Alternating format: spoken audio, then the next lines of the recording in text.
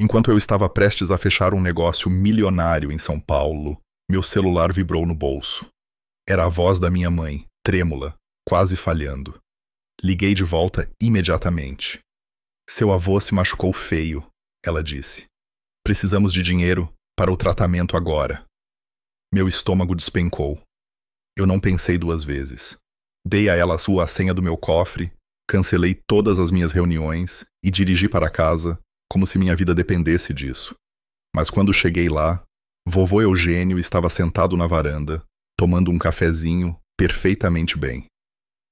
Meus 25 milhões de reais, no entanto, tinham desaparecido. Lembro de ter rido tanto que cheguei a assustá-lo. Porque a senha do cofre que eu tinha dado à minha mãe não era a que ela pensava que fosse. Antes de compartilhar minha história, quero saber se você está aqui comigo. Apenas diga, ouvindo, ou me conte de onde você é. Adoro saber até onde minha história pode chegar. Às vezes, até a menor conexão faz uma história ser ouvida. Obrigado. E agora, aqui está o que aconteceu. Se histórias sobre traição familiar e redenção falam com você, preste atenção. Isso ajuda-se a manter essas verdades vivas. Meu nome é Caio Viana. E foi assim que aprendi que, às vezes, as pessoas que te criaram também podem te roubar até o último centavo e ainda esperar que você as perdoe. O céu sobre a Avenida Paulista parecia aço escovado naquela tarde. Uma garoa fina escorria pelas paredes de vidro da torre financeira Alvorada.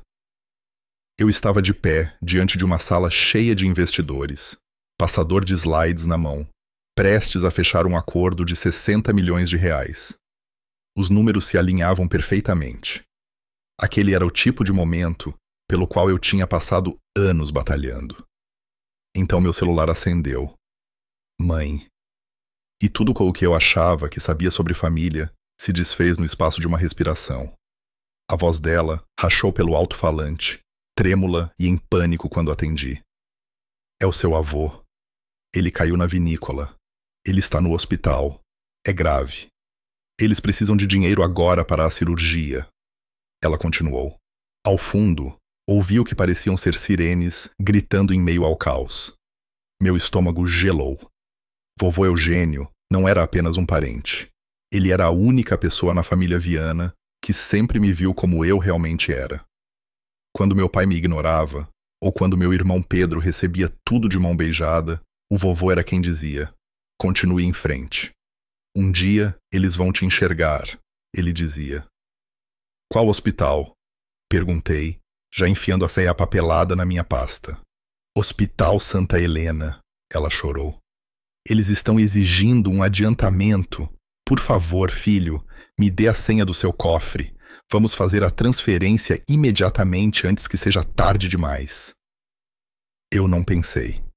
Eu nem pisquei. 7410, eu disse.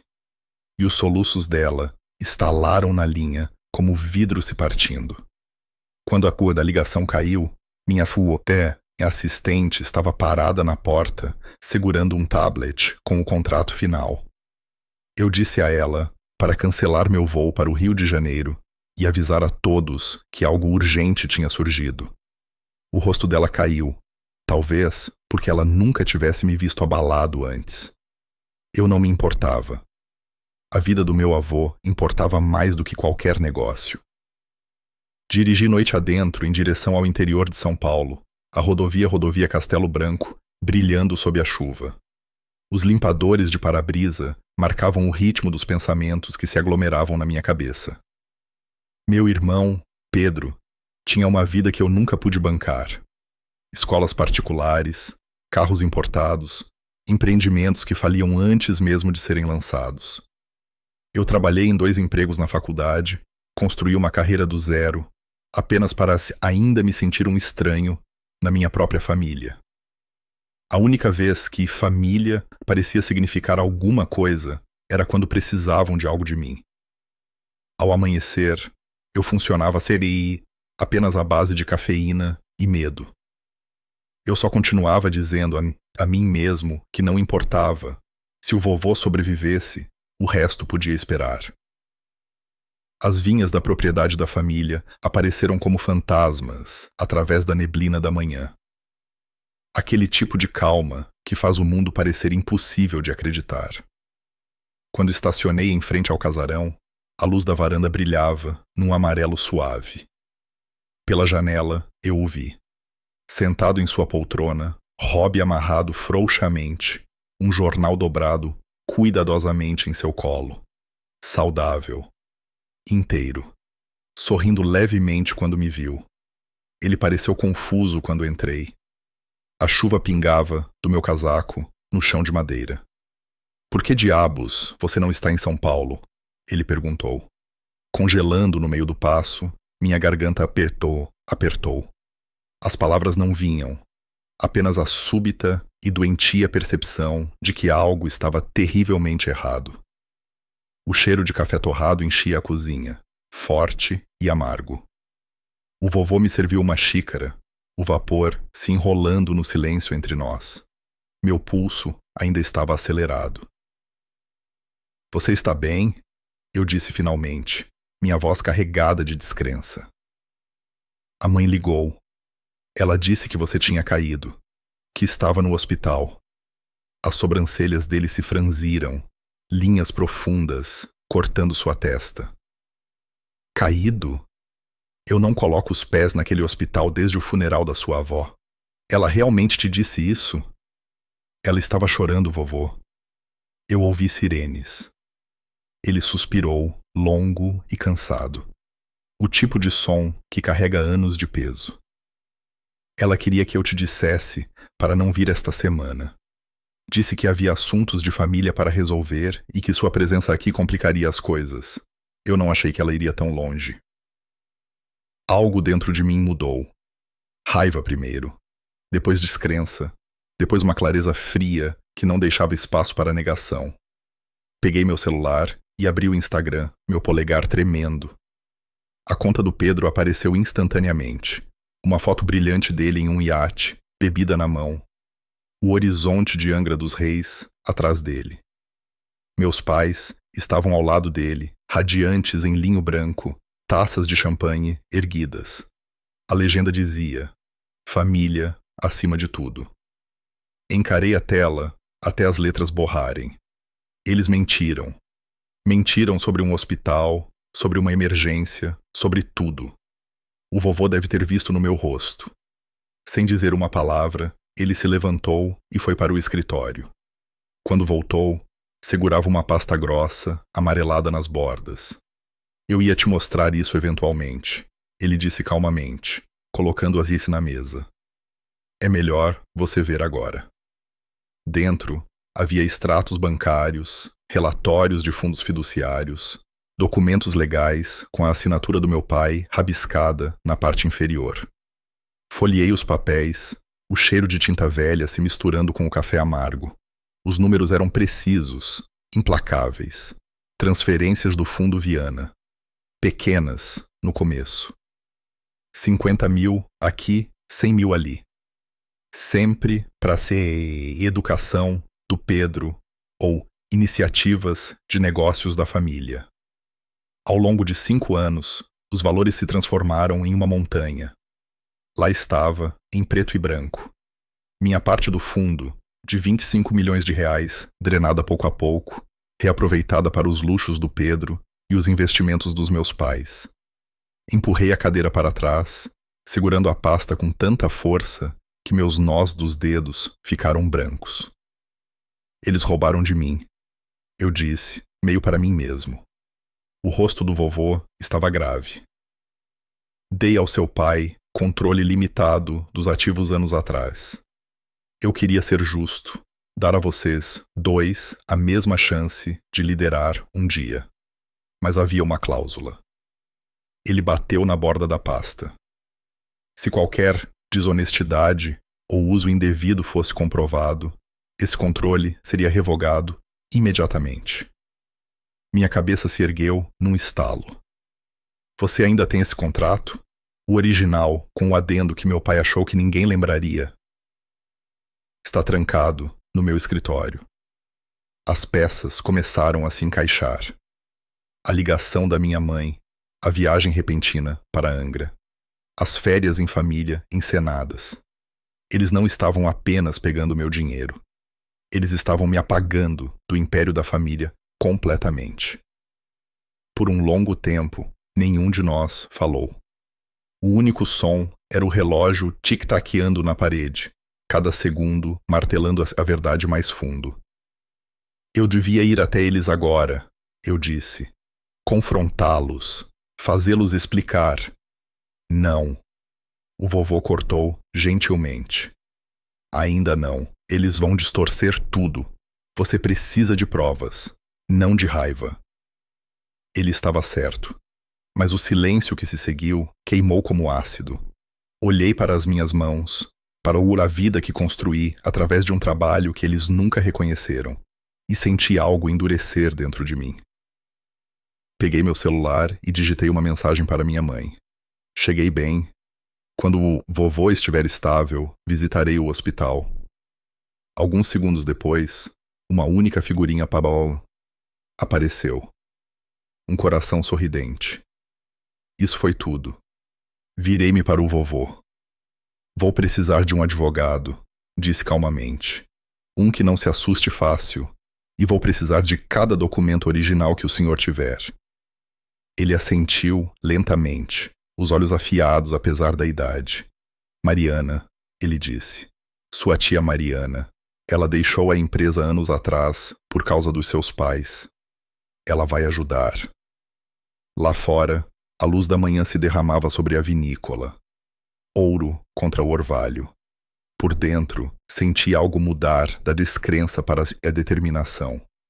Qualquer que fosse o jogo que minha família estava jogando, eles tinham acabado de cometer um erro fatal. Eles me lembraram quem eu era, e eu tinha cansado de ser invisível. Pousei de volta em São Paulo, mais tarde naquele dia, com papéis no bolso e um plano se formando como um núcleo duro na minha cabeça. A cobertura cheirava ao mesmo couro e óleo de limão, o leve cheiro de ozônio da chuva lá fora, mas nada parecia familiar. Liguei para a tia Mariana, no caminho do aeroporto, e expliquei tudo. As fotos do Instagram, os saques listados na pasta do vovô, o timing estranho das transferências. Ela ouviu sem interromper, depois disse a coisa que eu tanto queria quanto temia ouvir. Isso não é apenas crueldade familiar. É fraude. E se nos movermos certo, podemos impedir a transferência que acabaria com eles. Esboçamos um plano de 3 camadas pelo telefone. Monitoramento, bloqueio legal e exposição pública, se necessário. Contei a ela sobre a senha do cofre que dei à mamãe. Contei que eu já tinha alterado as posses. A maior parte do valor tinha sido tokenizada e movida para a custódia institucional segura meses atrás. Ela me pediu para configurar todos os registros que tínhamos e não tocar em nada até que ela tivesse os papéis de congelamento de bens prontos. Eu concordei, mas eu também sabia o quão rápido eles se moviam quando queriam. De volta ao meu apartamento, encontrei o escritório exatamente como o deixei, exceto pelas pequenas melhorias que pedi após os anos de faculdade mal dormidos. Um painel de parede oculto, um console biométrico, um conjunto de câmeras em miniatura apontadas para o cofre. Rodei as verificações do sistema e armei os sensores de movimento. O cofre era aquele antigo sobre o qual o vovô brincava quando eu era criança, do tipo que parecia uma relíquia. Atrás de sua face, no entanto, eu havia instalado um compartimento falso e coloquei um pendrive limpo, rotulado, livro-razão, do fundo. Os ativos reais estavam longe, criptografados e intocáveis, mas a família não sabia disso. Eles foram treinados para procurar dinheiro vivo e papel. É assim que a ganância humana ainda gosta de sentir seu prêmio. Tia Mariana mandou uma mensagem com o horário previsto para chegar ao escritório dela. Ela envolveria um juiz para uma ordem de restrição temporária e entraria em contato discretamente com 3 grandes acionistas que ainda se importavam com a reputação da empresa. Configurei exportações automáticas das câmeras do cofre para um servidor privado e agendei um alerta condicional para enviar as imagens para Mariana e para os acionistas se qualquer movimento ocorresse. Então, me recostei e esperei, o que é a parte mais difícil quando cada minuto parece uma decisão. Os registros apitaram enquanto eu arrumava uma pequena mala, um escaneamento de impressão digital carimbado nas primeiras horas da manhã. O acesso foi por proximidade e biometria. A digital da minha mãe. Meu estômago caiu de uma forma que pareceu quase física. A transmissão ao vivo mostrava eles. Meu pai, com os olhos arregalados, minha mãe sorrindo demais, ambos trabalhando na fechadura com a senha que eu tinha dado. Eles se moviam como profissionais que tinham ensaiado seus papéis. Riram quando o compartimento clicou e se abraçaram como se a vitória fosse algo a ser celebrado. A voz do Pedro veio através de uma chamada apressada, no viva voz do celular deles. Está feito? As palavras na gravação eram casuais, quase entediadas, e nesse tédio ouvia a crueldade. O que eles não sabiam era que o pendrive era uma isca viva. Ele continha um programa simples que transmitia a visão exata da cavidade interna do cofre de volta para um servidor. Cada segundo deles, pegando o maço falso de dinheiro, escondendo em uma mala de viagem, carregando para o carro, foi capturado. Enviei as imagens para a tia Mariana em minutos, e ela respondeu com instruções. Vou pedir o bloqueio de emergência. Notifique a polícia financeira. Não os confronte sozinho. E o mais importante, prepare-se para ir a público se o banco enrolar. Também configurei os e-mails condicionais para enviar o vídeo aos 3 acionistas principais se qualquer transferência bancária acima de um limite baixo fosse tentada. Se tentassem lavar dinheiro para fora do país, as pessoas que realmente se importavam com o valor a longo prazo do negócio veriam e reagiriam. Quando dirigi de volta para o interior naquela noite, me sentia menos como um filho e mais como alguém montando uma armadilha para uma cobra que costumava chamar de família. Coloquei as evidências na mesa da cozinha do vovô, capturas de tela do iate, os saques, fotos das câmeras do meu cofre. Não vou fazer isso em casa, eu disse a ele. Vou levar isso para onde não possa ser contestado. A mão dele encontrou a minha sobre a pasta, dedos finos e quentes. Onde? Ele perguntou. Eu disse a palavra e ele assentiu. A ideia de ir para o resort em Angra parecia obscena. Um lugar cheio de pessoas para testemunhar o espetáculo. Um evento de gala onde tentariam selar o crime com champanhe e discursos. Mas se pudéssemos parar o dinheiro antes que saísse do país e mostrar ao mundo a fita deles pegando aqui o pacote falso, poderíamos congelar a transferência e destruir a imagem deles de uma forma que faria bancos e acionistas recuarem. Era implacável. Mas a lei também pode ser implacável.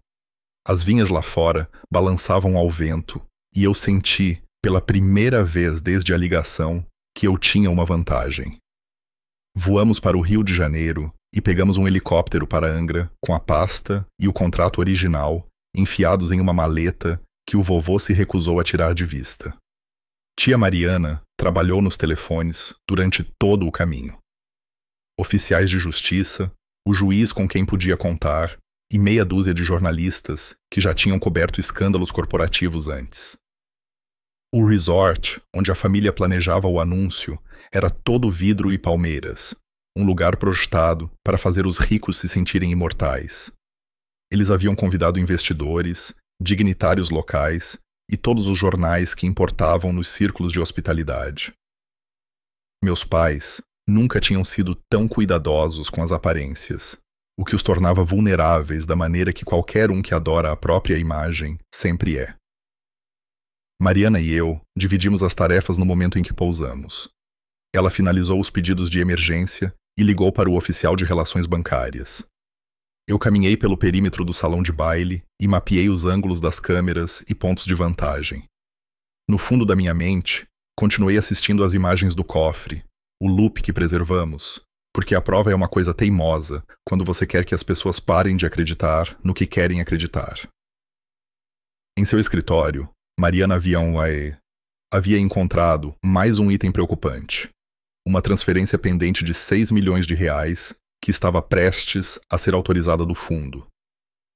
Se essa transferência fosse compensada, a conta offshore receberia os fundos e nossa alavancagem colapsaria. Ela me disse, sem rodeios, que, se o dinheiro se movesse, o caminho legal se estreitaria para processos civis que poderiam levar anos. Tínhamos que atingi-los no único lugar que eles não podiam se dar ao luxo de ter manchado: a reputação pública e com os acionistas. Trabalhamos a noite toda em 3 faixas paralelas. Primeiro, Mariana entrou com o pedido de emergência para congelar quaisquer transferências e solicitou audiências aceleradas. Segundo, rascunhei a postagem social que, se necessário, seria publicada, curta, precisa e vinculada aos servidores de evidências para que não pudesse ser negada.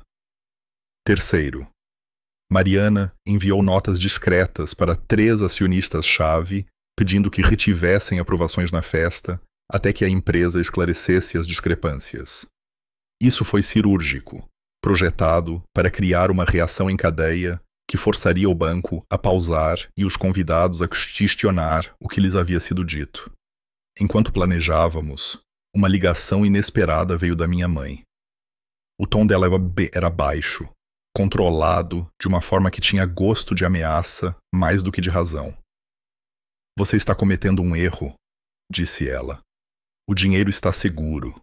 Se você continuar pressionando, deixamos de ser uma família." Ouvi a culpa ensaiada nisso, a canção de ninar do manipulador. Eu disse a ela, seco e frio: "A família acabou no dia em que você mentiu sobre o vovô." Ela não respondeu, apenas um silêncio que parecia uma presença. Após a ligação, disse a Mariana para ter cuidado. A informação já estava vazando. Alguém dentro da firma dela havia sinalizado o pedido de emergência e o banco havia desacelerado nossa solicitação. Na manhã do evento de gala, o salão de baile brilhava sob lustres, mas tudo parecia frágil, como um ator prestes a entrar na luz do palco sem saber o texto. Os convidados se sentaram enquanto garçons poliam a prataria e a equipe ajustava os cartões com os nomes. Pedro estava na beira do palco, como um homem esperando por validação que não merecia. Meus pais se moviam pela multidão usando os sorrisos polidos da realeza ensaiada. Senti uma estranha calma ao checar meu celular uma última vez. As imagens do cofre haviam sido espelhadas para servidores seguros. Mariana tinha uma audiência agendada. E os acionistas haviam recebido meu alerta condicional. Tínhamos cortado metade das avenidas que eles poderiam usar para escapar. Então, o advogado do banco caminhou calmamente até Mariana e disse que a ordem de congelamento estava atrasada devido a uma revisão de conformidade. As palavras pousaram como um soco, porque significava que alguém tinha interferido. O maxilar de Mariana apertou. Ela suspeitava que um contato do meu pai no banco tinha forçado a revisão para ganhar tempo. Tempo é a moeda dos ladrões. Decidi mudar a luta para a vista pública. Se eles podiam atrasar a lei, não podiam atrasar a indignação pública. Pelo menos, não sem um custo reputacional enorme.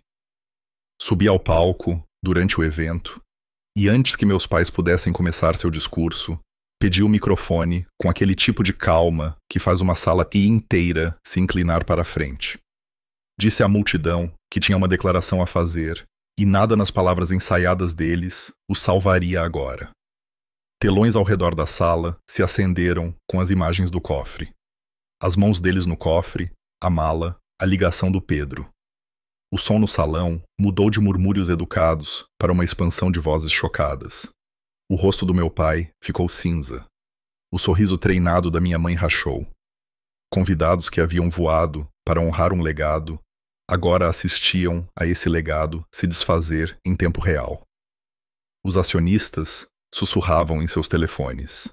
A equipe de RP do anfitrião corria de um lado para o outro, mas os dominós já estavam caindo.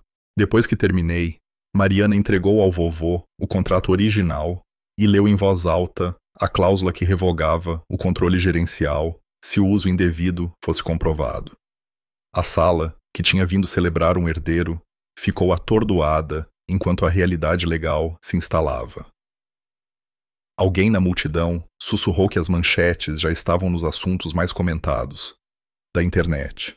Observei as expressões dos meus pais, não com vitória, mas com um reconhecimento frio de que uma vida construída sobre perfeição curada tinha sido vista totalmente, sem filtro, pela primeira vez. Lá fora, o céu de Angra estava machucado com a noite que chegava. E dentro do resort, a máscara que eles usaram por anos deslizou sob a pressão do que eu tinha feito. O salão de baile cintilava como uma gaiola de vidro, cada superfície refletindo luz dourada e engano caro. A banda de jazz tocava melodias baixas e educadas, enquanto convidados em ternos de grife brindavam sob o lustre maciço. Os banners atrás do palco diziam: "Legado em movimento", e a multidão esperava pelo anúncio. A passagem oficial do Império Viana de Renato para seu filho favorito, Pedro. Eu entrei pelas portas dos fundos exatamente quando as câmeras começaram a rodar. Cabeças se viraram. Sussurros se moviam pela multidão como estática. Meu pai congelou no meio de um sorriso. A mão da minha mãe apertou o outro braço dele, os nós dos dedos brancos. Pedro parecia perdido por um momento, sem saber se sorria ou entrava em pânico. Sorri enquanto me aproximava do pódio.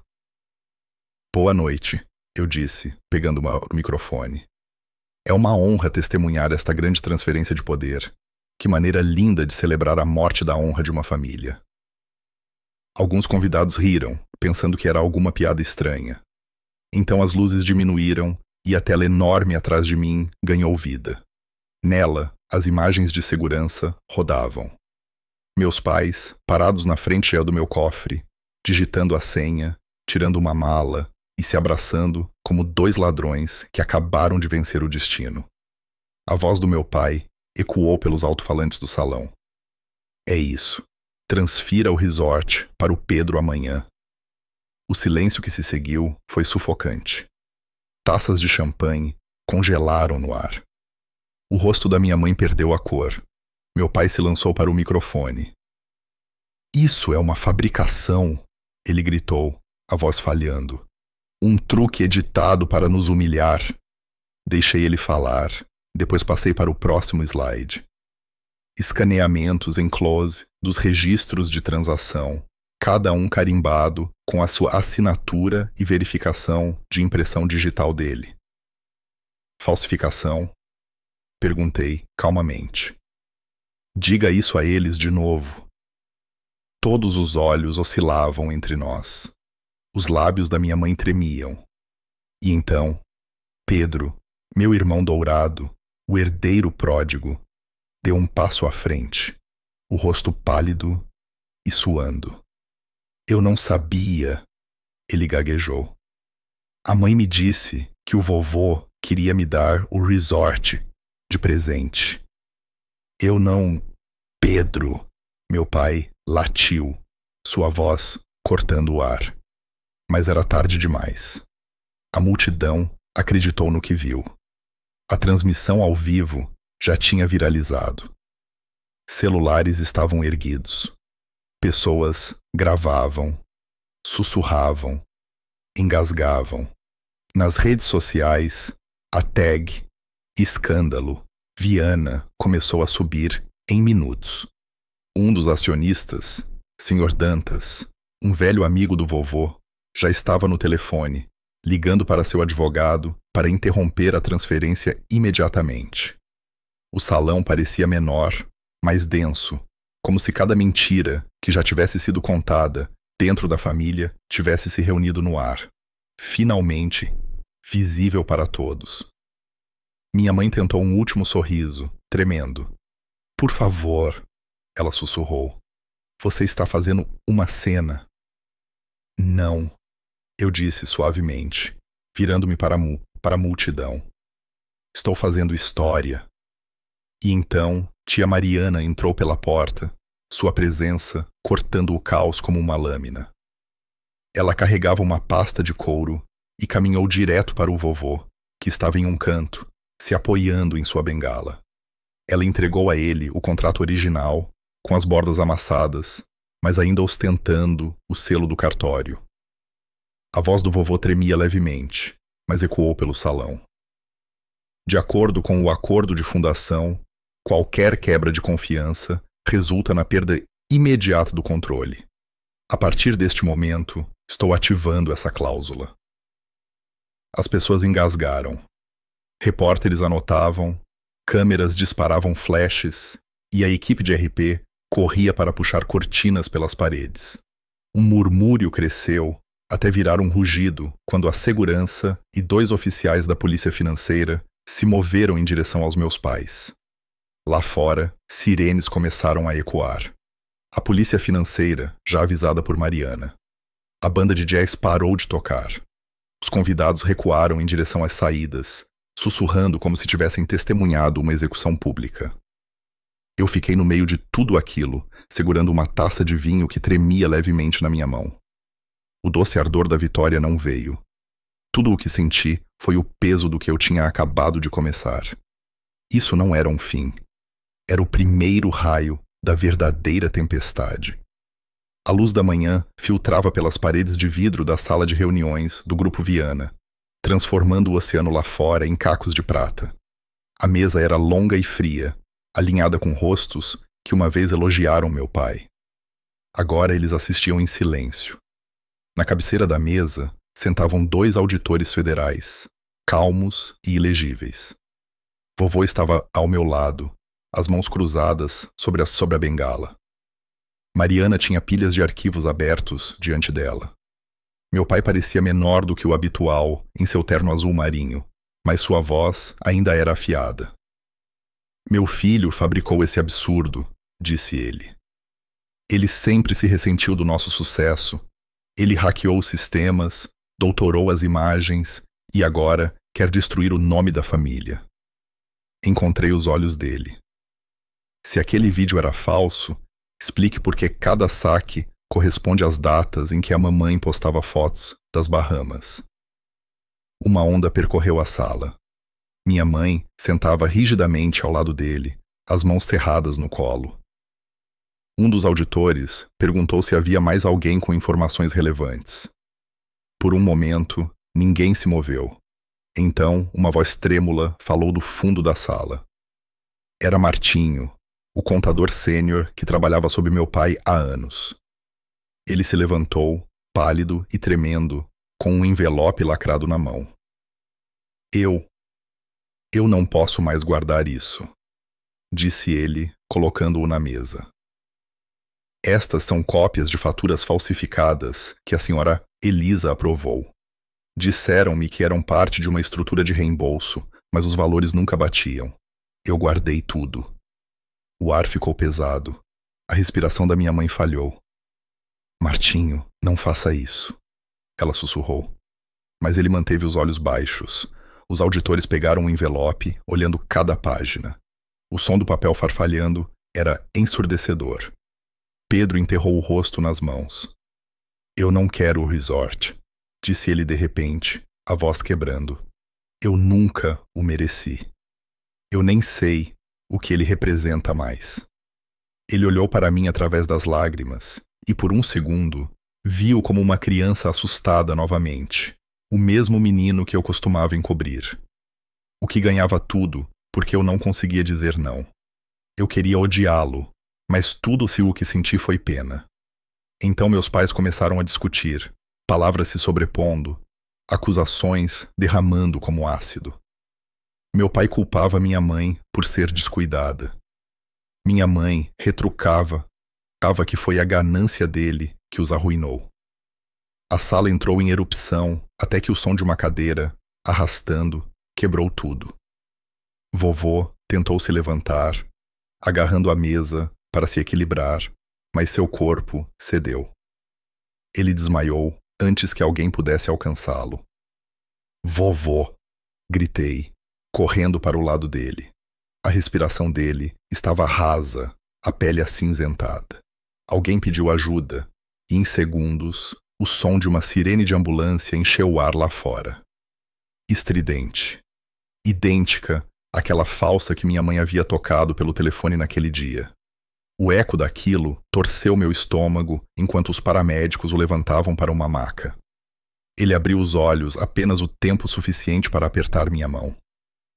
Não deixe que levem nosso nome com eles, ele sussurrou. Quando as portas se fecharam atrás dele, o silêncio caiu novamente.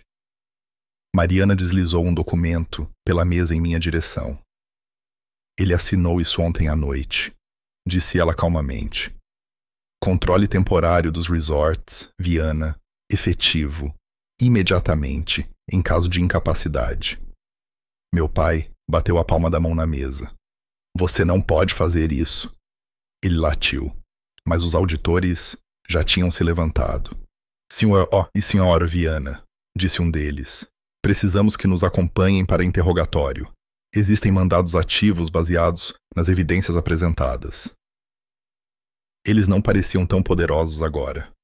Minha mãe olhava entre mim e a pasta na minha frente, sua expressão presa entre medo e descrença. Meu pai tentou falar, mas os agentes já os conduziam para fora. A porta clicou atrás deles, deixando apenas o sussurro das ondas lá fora. Sentei-me novamente na cadeira, olhando para a mesa cheia de papéis, os pecados da minha família reduzidos a tinta e assinaturas. Minhas mãos tremiam, embora eu não percebesse, até que Mariana tocou meu braço. Eles roubaram meu dinheiro, eu disse suavemente. Mas o que eles não conseguiram tirar foi a fé dele em mim. Lá fora, a tempestade da manhã rolava pela baía, trovões retumbando sobre o horizonte. Olhei pela janela riscada de chuva e percebi que não era mais o filho que tinha sido enganado para entregar a senha de um cofre. Eu era aquele reescrevendo a história da família, e desta vez eu não daria a chave a ninguém. 3 meses depois, a luz do outono sobre São Paulo estava mais suave. A cidade havia retornado ao seu ritmo, mas para mim, tudo havia mudado. O tribunal havia dado seu veredito final. Renato e Elisa Viana foram condenados por fraude financeira e conspiração para desvio de fundos fiduciários. Eles foram sentenciados à prisão federal, seus bens restantes apreendidos para pagar o que haviam roubado. Pedro havia sumido da mídia, escapando silenciosamente para o exterior. Alguns diziam Londres, outros Barcelona. Não importava. O Grupo Viana era meu agora. Legalmente, permanentemente e publicamente. A primeira reunião do conselho sob minha liderança foi sombria, mas resoluta. Cada rosto naquela mesa já havia pertencido ao império de silêncio do meu pai. Agora, olhavam para mim em busca de direção. Mantive as coisas simples. A partir de hoje, eu disse, reconstruímos esta empresa com base na confiança. Sem mentiras, sem acordos no escuro. Nunca mais. Aplausos quebraram a quietude. Não foi alto, mas foi sincero. Passei as semanas seguintes reestruturando departamentos, acertando salários atrasados e reabrindo o programa de educação de funcionários que havia sido congelado anos atrás. A primeira iniciativa que aprovei foi a Bolsa de Estudos Eugênio Viana, dedicada aos filhos dos nossos trabalhadores de menor renda. Vovô sempre dizia que justiça não era um gesto, era uma disciplina. No final de uma tarde, Mariana passou pelo meu escritório com um envelope lacrado. O papel era velho, a letra familiar. Ele deixou isso comigo, disse ela. Disse que você saberia quando abrir. Dentro havia uma fotocópia do primeiro estatuto da empresa, assinado à tinta, tão desbotado que parecia fumaça. Anexado estava um bilhete do vovô, escrito em sua letra cursiva e inclinada. Eles podem tirar a fortuna, Caio, mas se você mantiver sua integridade, a fortuna encontrará o caminho de volta para você. Coloquei a carta na minha mesa e a encarei por um longo tempo. Ele sabia como isso terminaria. Talvez ele estivesse me preparando para isso o tempo todo. Naquela noite, enquanto a cidade brilhava sob a chuva, recebi uma mensagem de um número desconhecido.